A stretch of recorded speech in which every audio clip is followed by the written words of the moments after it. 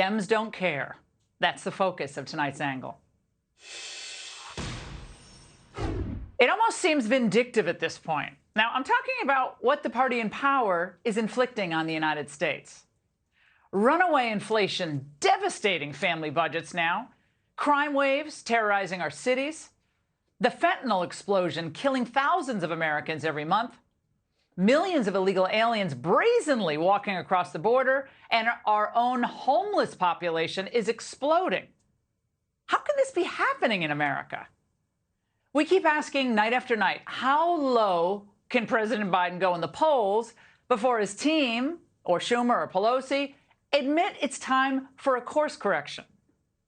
A political party that's actually interested in success and results, you know, that whole making life better for the average person thing, would know by now that it was time for a change. But apparently that time still hasn't come. Instead, they stick with the same anti-growth, pro-crime policies that have driven Biden to a staggering 33% approval in the latest Quinnipiac poll. And I guess they think that they can turn this around by, I don't know, appearing to feel your pain? We understand some realities happening right now. I grew up in a family, not a joke, where if the price of a gallon of gasoline went up, it was a conversation at our kitchen table. It mattered.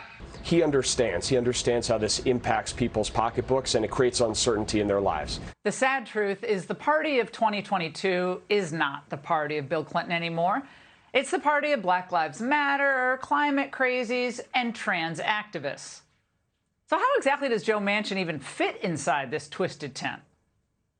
They seem to be engaged in a brazen act of self-sabotage.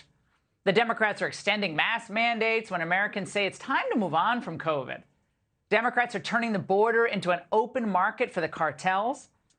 Of course, they're using the DOJ for vindictive political crusades, and they're threatening the states that are actually protecting girls' sports. It's insane. And Pelosi's house, that's not even requiring people to show up to vote.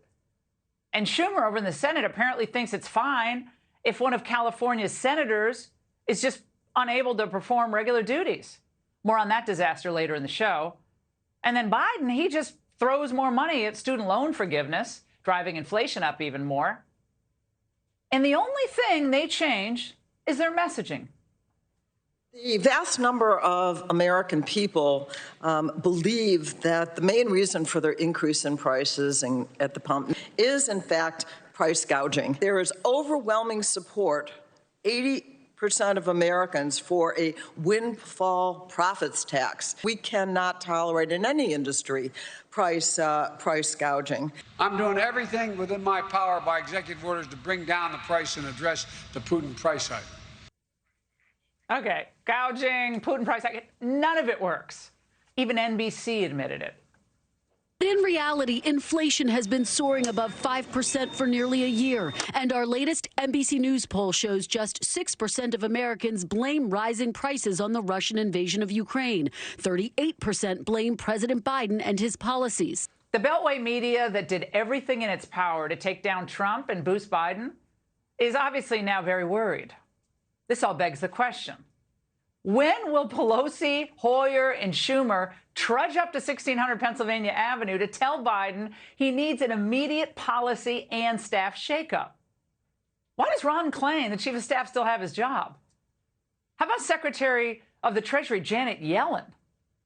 I see important transitory influences at work, and I don't anticipate that it will be permanent. We see inflation expectations by most measures, and by most measures see those expectations as being well anchored. I wouldn't hire her to collect change at a toll booth. We need a Treasury Secretary who knows basic economics. And what about all those Democrat mega donors? Are they happy with things the way they're going now, or are they just happy colluding to censor speech? And if they are, well, they just don't love America the way the rest of us do. The only conclusion that the angle can draw at this point is that the Democrats and their various constituencies out there just don't care about any of us. And they certainly aren't interested in compromise, even if it means getting shellacked in November, which is coming. And they called Trump supporters fanatics? And that's the angle. Hey, Sean Hannity here. Hey, click here to subscribe to Fox News YouTube page and catch our hottest interviews and most compelling analysis. You will not get it anywhere else.